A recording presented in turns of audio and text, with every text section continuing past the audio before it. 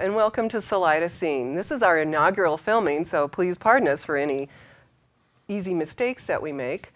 I'd like to introduce you today to Mayor Jim Levici. Jim Levici, congratulations. Thank you. You were elected in November. Correct. And you've now had a couple of months to get your feet wet. Can you tell us a little bit about why you elected to run for mayor and kind of how you're feeling for these last couple months? Well, I'm very privileged and honored to be the mayor of Salida. I think it's a position that I want to be active with the community, active with the staff, active with all the different entities that are out there. I think it's important. I want to be more of a proactive as opposed to reactive to situations. I want to make sure that we, go in the right direction. I think we're a very vibrant community. I think we have a lot to offer, and I've been there for 2 months, but I've been in Colorado all my life, and I was transferred here in 2000 with UPS, and all the talk at that time was Salida. Wow, what a great place to fish. What a great place to hunt, the fib arc. And I think within the last 10 years, this whole community has been so vibrant, and we've done more in the last 10 years than we've done in the last 50 years. And to me, it's kind of like, why Salida? And to me, why Salida is, the bike trails. We have the walking trails. We have fib arc. We have the art people. We have so much going on in this community. The steam plant. We have the hot springs pool. There's so much going on in our community that I think it's very important that people know that, why Salida? Why Salida? Is because we have a lot to offer. We have a lot of the new schools. We have a new hospital. Just exciting things that we have, and they had the Vanderveer that we're trying to develop and get more and more affordable housing, more and more recreation, different things that are. It's very important, and I'm privileged to be honored to be the mayor.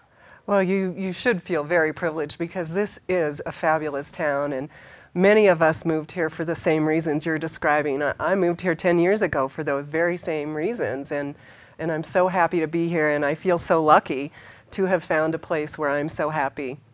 Tell us a little bit about some of the things that you've seen and done since you've been mayor. I know you've been on a big tour of all the city facilities, and Correct. Can you tell us a little bit about that? We went to the steam plant and see what's really goes on there, and the potential to have weddings and have functions and be right in the heart of town. We went to the pool and saw the new development going on there as far as the locker rooms and how it's going to be a class operation. It's very intriguing. We went to see the water treatment plant and learned a lot there, and the sewer treatment plant. It's kind of a place where you flush your toilet and you kind of forget about it, but Right. There's a whole process, a whole thing that happens. So that, to me, that was very, very enlightening to me to understand and see how that all works. So I thought it was a very good tour. I was very honored to be there. I think that's really true. Many of us get up in the morning and we take a shower and we make our coffee and we drive down the street to work, but we don't think about what it takes, who's behind all of that, making all of those things happen for us. So that's really great that you took the initiative to go out and kind of look at the back scenes and see what's going on in all the departments. I thought it was very, very enlightening for me, for sure. Great. No doubt. And how about probably your favorite part of the whole thing? How about running council meetings? How's that been going? And what kinds of things have you instituted in the council meetings that have maybe made some changes already, some positive changes? Well, I want to run Robert's rules, but I want to be very structured and organized and make sure that we as a community have people be able to speak what they want to speak. But I try to limit it to a certain amount of time and be structured and make sure that they understand that, hey, it's their time to speak, but I pretty much have a sign-in sheet that we've had, but we've never really used.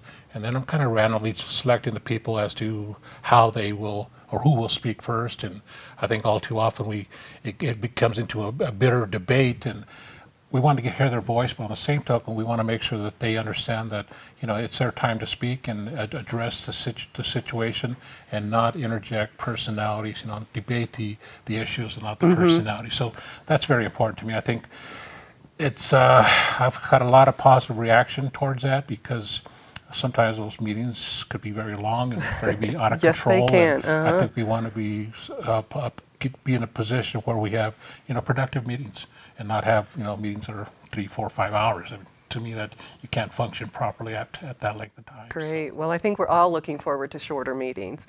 So Mayor Levici, tell us a little bit about your vision for your next, you have 2 years in office. Tell us a little bit about your vision for the next 2 years, what you'd like to see happen under your leadership. Well, I think one of the biggest things that I kind of ran on was the fact that we have a vibrant community. People want to come to the community.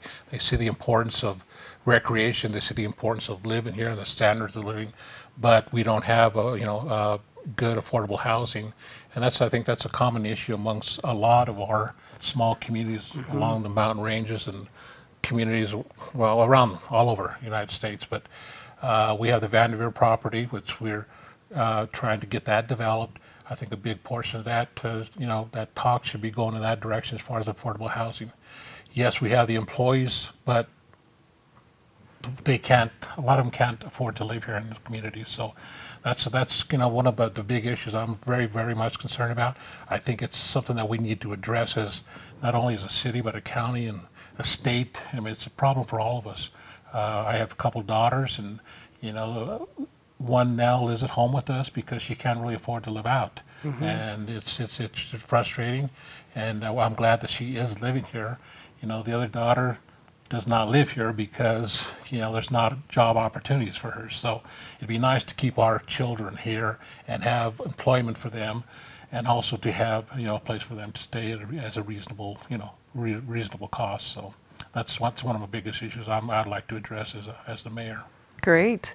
Well, I know there's a lot of capital projects in store for the next year and the coming years, and we are going to talk a little bit about some of those in some of our other segments this morning. Is there anything else that you'd like to kind of say to some of the citizens out there today and let them know how to get a hold of you if they have questions or comments? Okay. I have my office hours there at the City Hall, and it's going to be Monday afternoon and Tuesday morning. So those are the days I like to have scheduled meetings. I plan on having some, talk to the community also whenever they would like. But I guess I want to be structured with my meetings. I as structured with my office hours, and it gives me an opportunity to be able to talk to the people within the community. I think that's very important. I'm trying to develop a relationship with. I got staff that don't know me, I have the members that don't know me, so it's a juggling factor. But I want to make sure that I'm available for all. So that's a big thing that I feel that's important for the mayor to be in the mix of everything. So I think that's really great, in the fact that you have office hours. And Mayor Levici, can we also email you if we'd like to? Yes, it's Jim Levici at SalidaElected.com. Okay, and many folks probably out there don't know how to spell Levici. Jim, could you spell that for us quick? It's L-I-V as in Victor, E-C-C-H-I. Great. Well, I want to thank you so much for being our first guest on the first Salida Scene this morning. We'll be right back with Bob Salmi, who will be talking about capital projects in the Streets and Public Works Department for 2016. Well, thank you. Thank you very Jim. much. Very, very informative. Great. Thank you.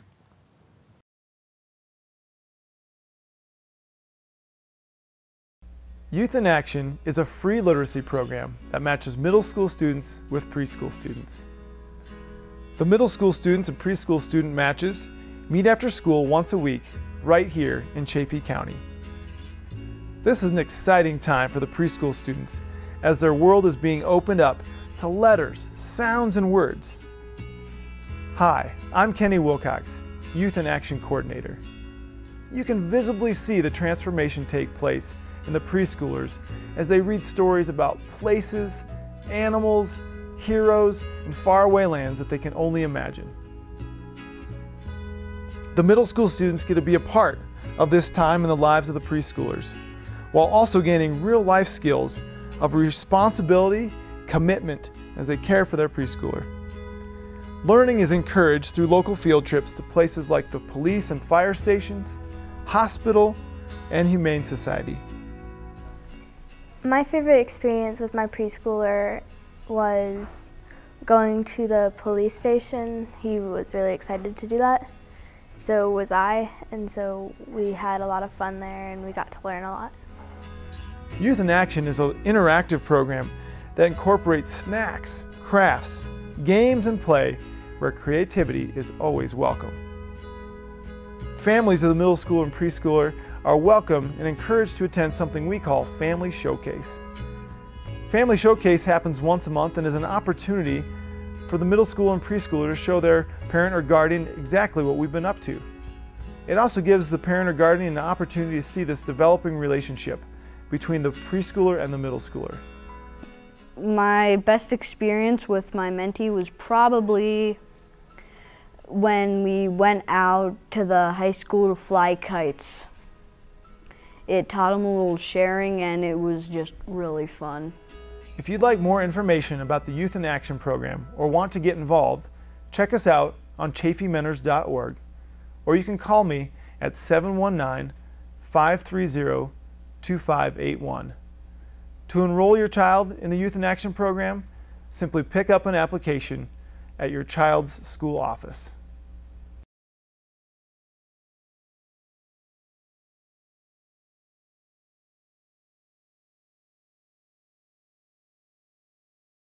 Welcome back. We are here now with Bob Salmi, the Director of Public Works for the City of Salida. Welcome to the show, Bob. Thank you. It's nice to be here. Today we're going to talk a little bit, Bob, with you about all of the capital projects that you have on your list for 2016. I understand that's a pretty long list, Bob. About how many projects are you planning on this coming year?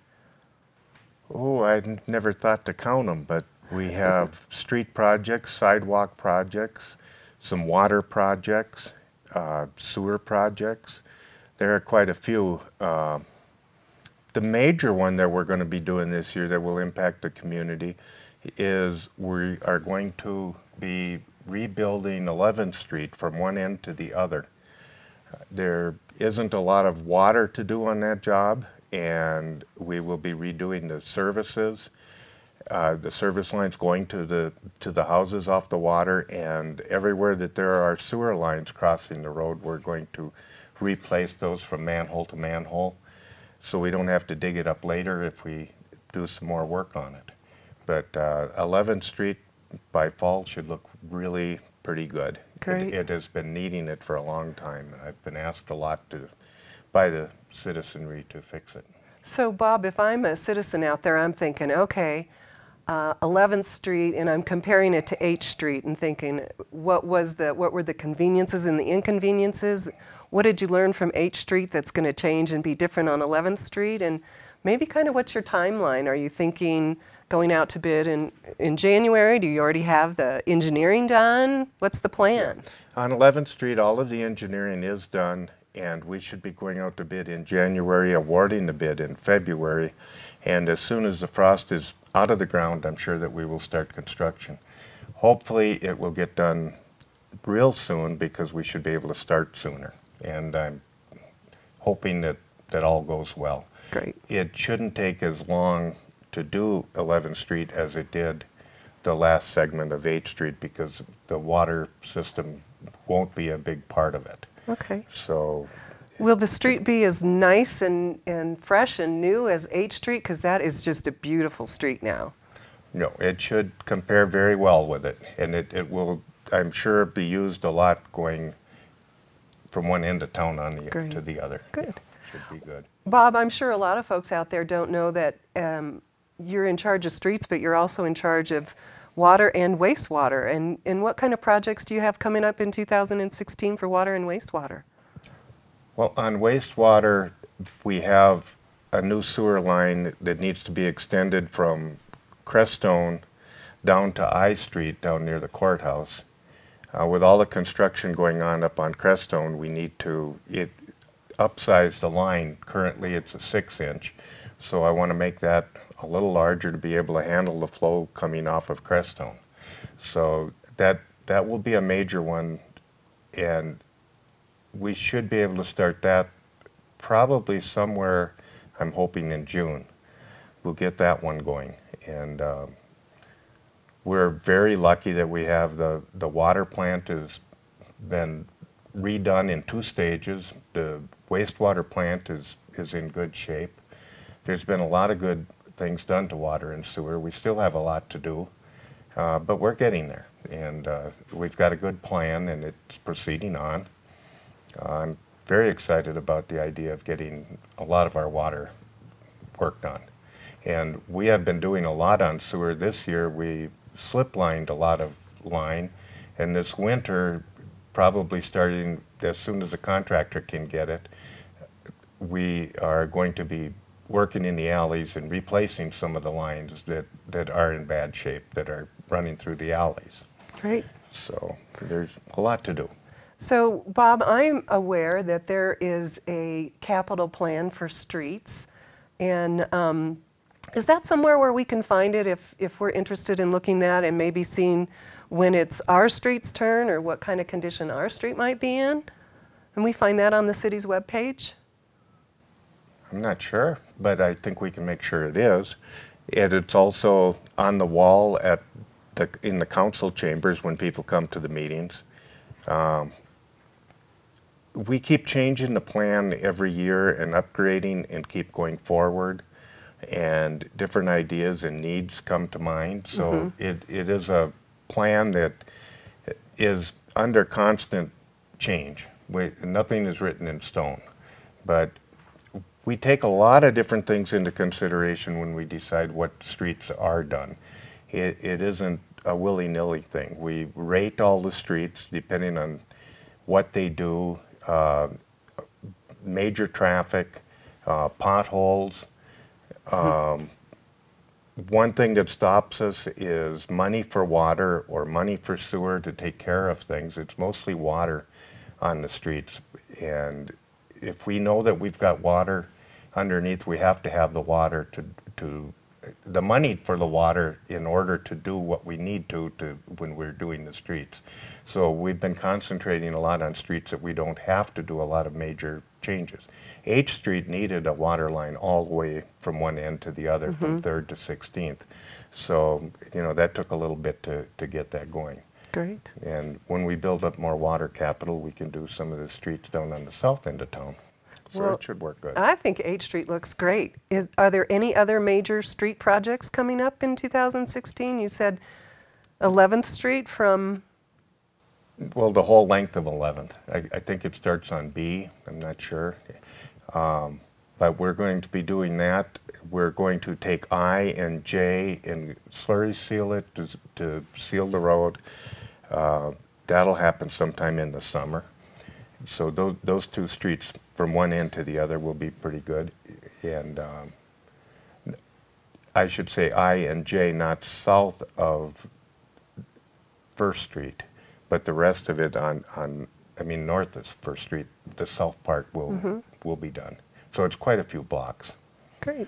We also have a lot of sidewalk projects again for this year. This is the 3rd year we're rebuilding sidewalks. Boy, So, that has been so neat. I walk my dog quite often in the city, and I've really noticed the change. And those big trip hazards are going away bit by bit. You're attacking it methodically, I'm sure. Oh yeah, we've been trying to get the main part of town and spread out both ways from F Street. So that's where I think most of the walking is done. The trails are in pretty good shape, and the sidewalks, on F Street and the ones going to it, the tributaries, we've been trying to get all of those. So it should be pretty good. A couple of more years and that will be done. Great. So. Yes, it's so nice to have those nice clean sidewalks. Thank you so much for all of the work that you do for the city and looking out for us walking up and down the streets. Any last thoughts, Bob, before we move on to our next segment this morning? No, I do want to say that I've got a real good crew that works with us, and they stay busy. We do a lot of work that people don't realize happens a lot. Cutting trees down. We're going to try and get to alleys a little bit more this year with city crews. It isn't all contracted. We've got a great parks crew, streets. water and sewer to keep all of that infrastructure running. The guys at the treatment plant, and both at the water treatment plant and the sewer treatment plant, they deserve a lot of credit for what they get done. And the city does have an Very good. excellent public works staff. Thank you so much for joining us this morning, Bob, and letting us know what's going on. If we have questions about streets, can we contact you somehow? Oh, sure. We've got my email is on the web page, and the phone number is on the web page too. We can And call you at get- the Public Works shop? We get a lot of calls at Public Works. Okay, great. Thank you so much, Thank Bob. you. We'll be right back with Dan Osborne, Community Development Director, and we're going to talk about the Salida River Trail. We're also going to chat a little bit about the Scout Hut project coming up in 2016 and the much-awaited final completion of the new locker rooms at the Salida Hot Springs Aquatic Center. We are family and youth initiatives. We are FYI. We are nurturing parenting. We are FYI.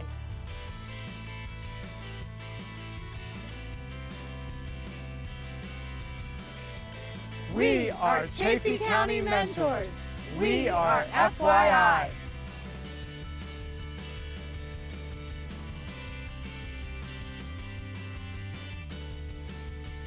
We are Community Partnership for Families. We are FYI. We are Youth at Crossroads. We are FYI.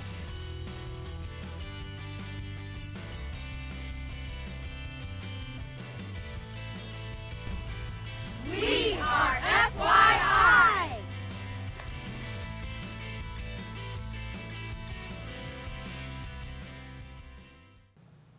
Welcome back to Salida Scene. We are here this afternoon with Dan Osborne, Community Development Director for the City of Salida. And Dan, you have a really super fun project that you've been working on here for really since you started with the city.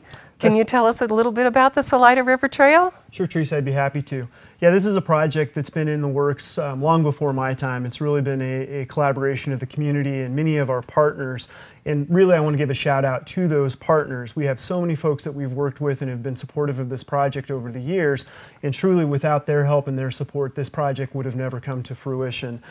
Specifically, I want to, the GOCO grant that we got from Great Outdoors Colorado to the tune of almost $500,000, in addition to Fishing is Fun, Chaffee County, Heart of the Rockies Regional Medical Center, the Collegiate Peaks Trout Unlimited, in addition to anonymous citizen donations, in addition to funding from the city. So without those partners, this project really wouldn't have happened, and I really want to say thank you to all of those folks for supporting this project. It's really amazing, the list of the partners and the amount of money that each of the partners were able to bring forward to the table.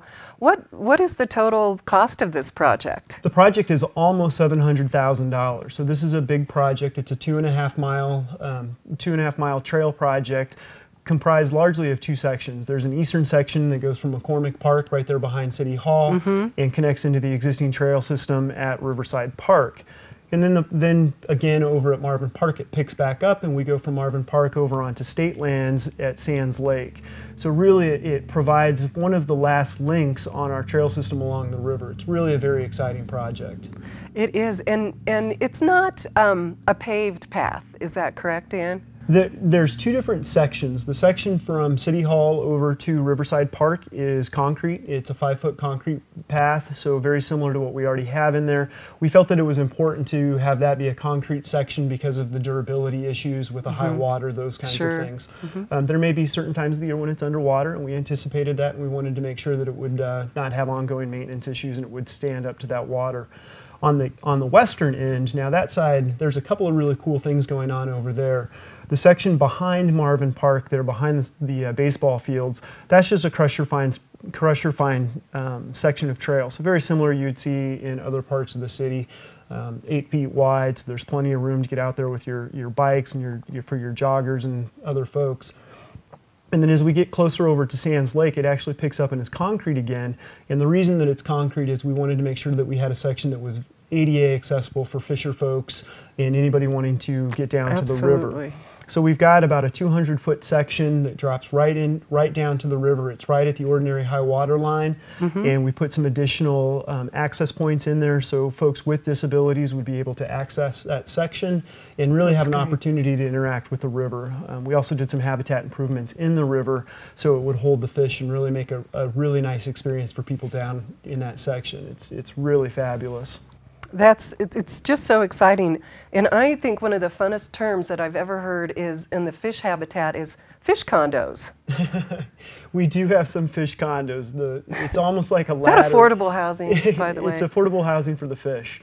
It definitely comes up there. It's really cool. It allows a ladder essentially for the fish to come up in there and hold in that section of river, and really creates a nice amenity and habitat for the fish and for people who want to fish.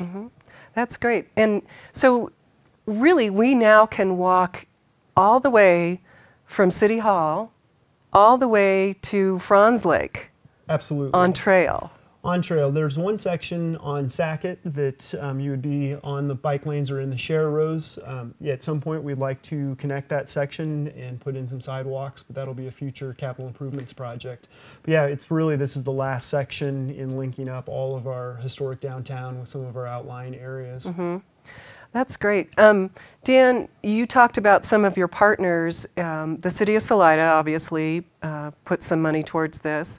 How much money did you get from GOCO, Great Outdoors Colorado? You know, GOCO, I think the final grant ended up being about $489,000, so that was a significant portion of the funding for this project. The City of Salida came in and backstopped that with another $70,000 in addition to monies from Fishing is Fun. So it's really a collaborative group of folks that we worked with to pull this all together. That's really fabulous. The City of Salida has been very active in pursuing grants and getting monies to help with some of these capital projects, and gosh, you paid for over half of it with grant funding. Oh yeah, it's a huge asset to have, and GOCO is actually really easy to work with. They're a great source of revenue for us, and it comes from tax lottery dollars. So it's really not it's not being funded through taxes. It's being funded through those scratch tickets that you buy. buy. Tickets. People go out and they're feeling lucky, and they're also helping us out with some of our important projects in our smaller communities. That's great. Now there's a housing development along the way next to Marvin Park. Did you get some help from the developer on that section? We did. We actually had a number of partners in acquiring the land that we needed, specifically the River West subdivision there. They provided an access easement for us. In addition to the Sackett Street condos there right behind City Hall, we had some partners that came in and worked with us and provided the public easements that we needed in order to complete these sections. So again, even though that's non-monetary, it's a huge asset that we have with our community and working with folks to complete these projects. Well, I think it's a wonderful project. One last question on the project. As I mentioned earlier, I'm an avid dog walker, and I'm wondering about the rules of dogs on the trails and how you deal with that. So it's going to be the same rules anywhere else. You need to have your dog on a leash, but you're welcome to get down there and walk on those paths. And just so everybody's aware, the paths are open, the project is complete, so absolutely get out there and enjoy this new amenity. I think you'll find that it's really a fabulous addition to the city's trail system. Great. All right, any last comments on the Salida River Trail before we move on to our next topic? Really just to say, get out there and enjoy this amenity. It's really fantastic. It's going to be my new commute home, so I'm really excited to be a user myself. Great. Thanks so much, Dan. And we'll be right back to talk a little bit more about the Scout Hut project and the locker rooms at the Salida Hot Springs Aquatic Center.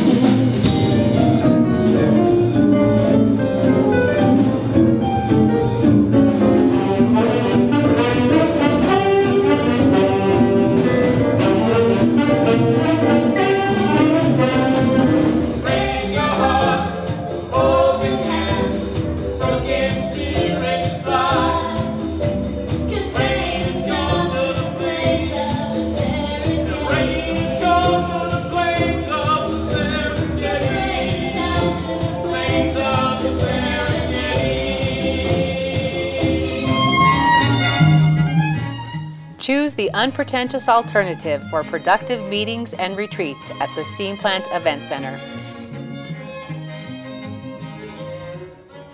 Centrally located in Salida, Colorado, with convenient access from all over the state, the Steam Plant Event Center can comfortably accommodate groups of well over 100 guests with separate meeting spaces available, including a ballroom, the Riverside Annex, and a 220-seat theater.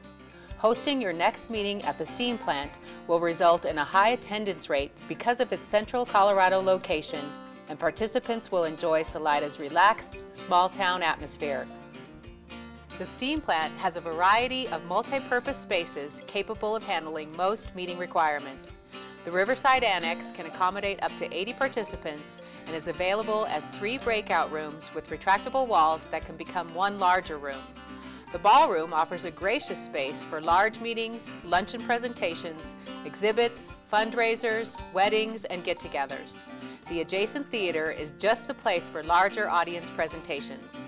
2 on-site galleries feature revolving exhibits by local artists. Situated on the banks of the Arkansas River, the Steam Plant Event Center has a large outdoor plaza area and unique sculpture garden that can both be utilized in the warmer months to provide additional space for informal gatherings.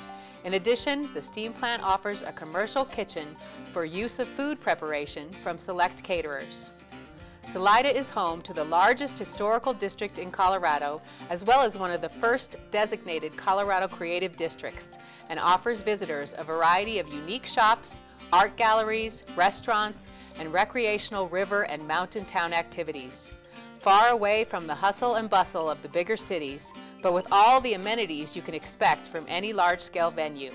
From advanced audio-visual capabilities to Wi-Fi network and live video stream opportunities to broadcast your event worldwide, the Steam Plant Event Center provides the ideal location, the facilities and flexibility, as well as the event planning expertise to enable you to accomplish your meeting goals.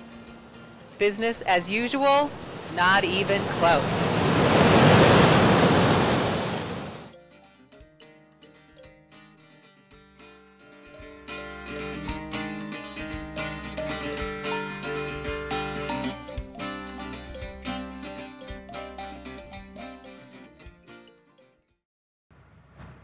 Welcome back. I'm Teresa Casey, Arts and Recreation Director for the City of Salida. I'm here with Dan Osborne, Community Development Director. We're going to talk a little bit about 2 more fabulous projects that the city has been working on over the last several years and will continue to work on into the next year. Well, Teresa, we're going to kind of change roles a little bit here, and I'm going to ask the questions this time. Great. And we've got the Scout Hut project coming up. Can you tell us a little bit about that? Yeah, this project is going to be really fun. The Salida Scout Hut was built in, I believe it's 1949, and it was built by the Scouts in the local Elks group.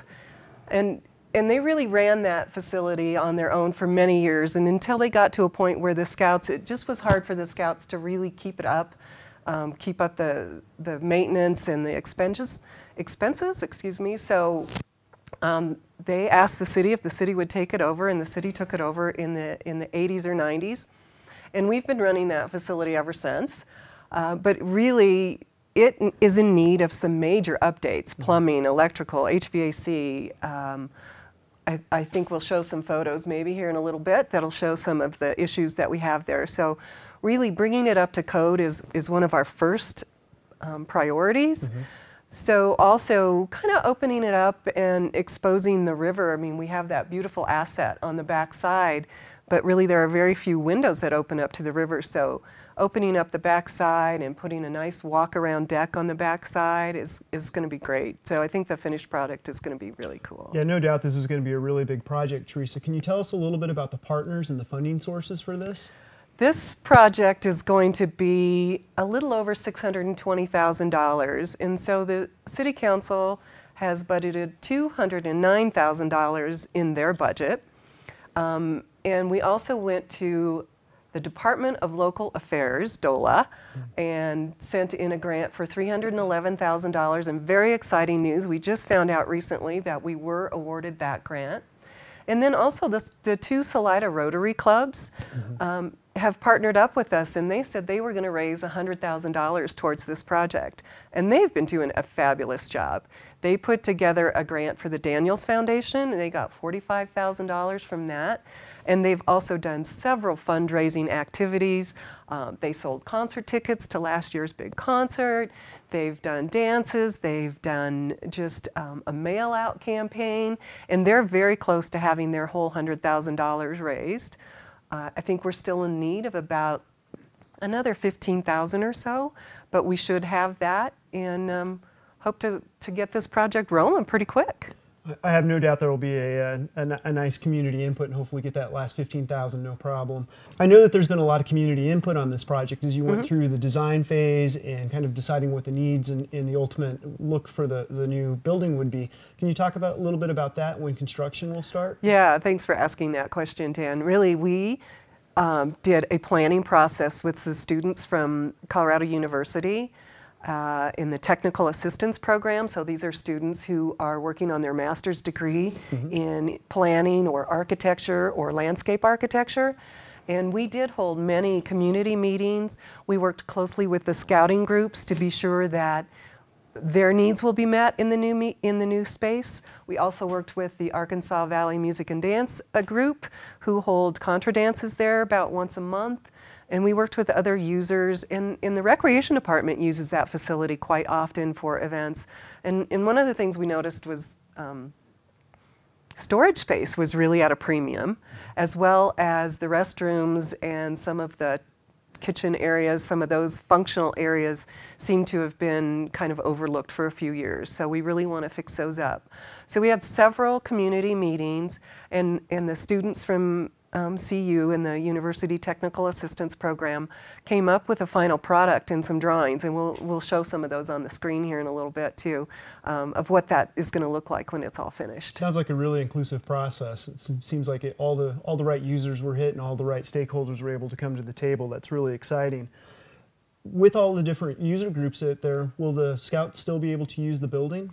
Absolutely. The Scouts are very important to the building, and they're a very important part of the building, and the scouting troops, the local scouting troops, are really starting to beef up their numbers and looking really good. So they will be absolutely a major user of the facility. Will the Scout Hut name remain? The Scout Hut will remain named the Scout Hut. It may be the Salida Rotary Scout Hut, but I'm sure in the hearts of everyone who's lived here for years, and we all know the Scout Hut, and we all know it's in Riverside Park, we'll call it the Scout Hut forever. Yeah, absolutely. We're really looking forward to this project coming out of the ground and getting completed in the next couple of years. Thanks, Teresa. Thank you. We'll be right back to talk about the locker room project at the Salida Hot Springs Aquatic Center.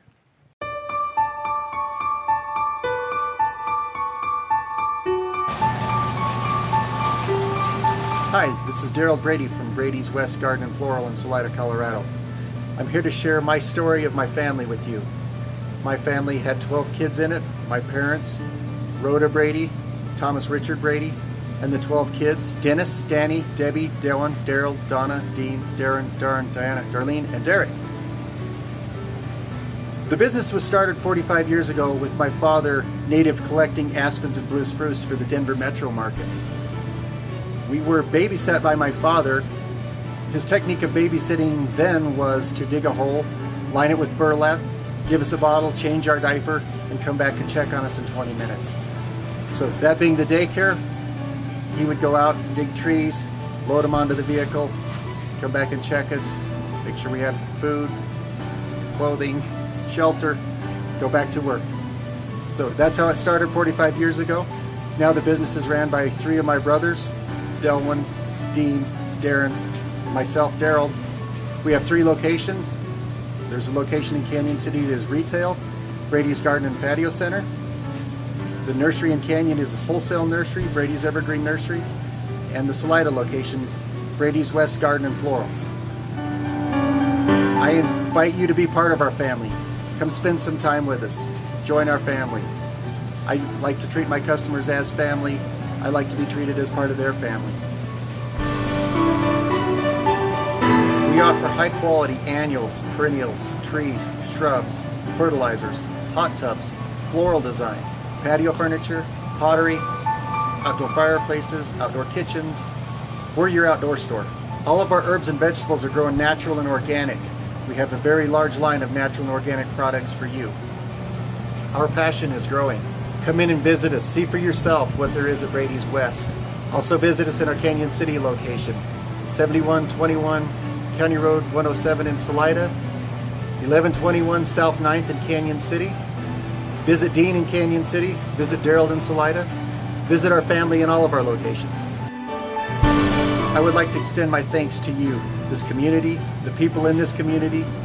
Thank you for being my customer. Thank you for supporting us in our dreams.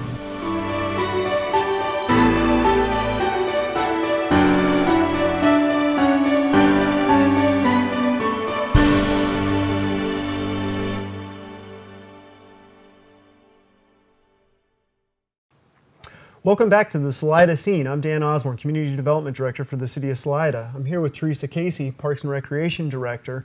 We're going to talk a little bit about the Salida Hot Springs Pool Locker Room Restoration Project. Teresa, why did we need new locker rooms out at the Hot Springs Pool? You know, that was a commonly asked question during this process, and the Hot Springs Pool was actually built in 1947 as a part of the WPA program. And some of the pipes under the current locker rooms, I believe, have been there since the original construction. And really, they were just deteriorated beyond being able to replace them or fix them in any manner.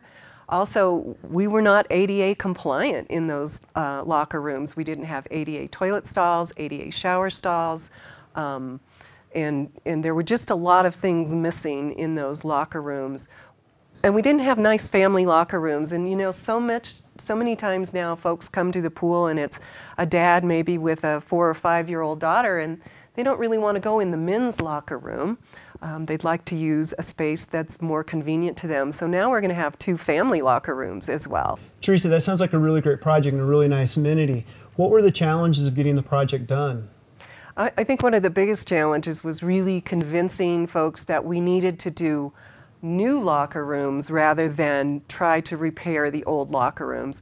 We just felt like the old locker rooms were so far beyond repair that new locker rooms really made sense. And the other great thing was we were able to build brand new locker rooms on the west side of the building while continuing to use the current locker rooms on the east side of the building and not have to close the facility at all during the construction.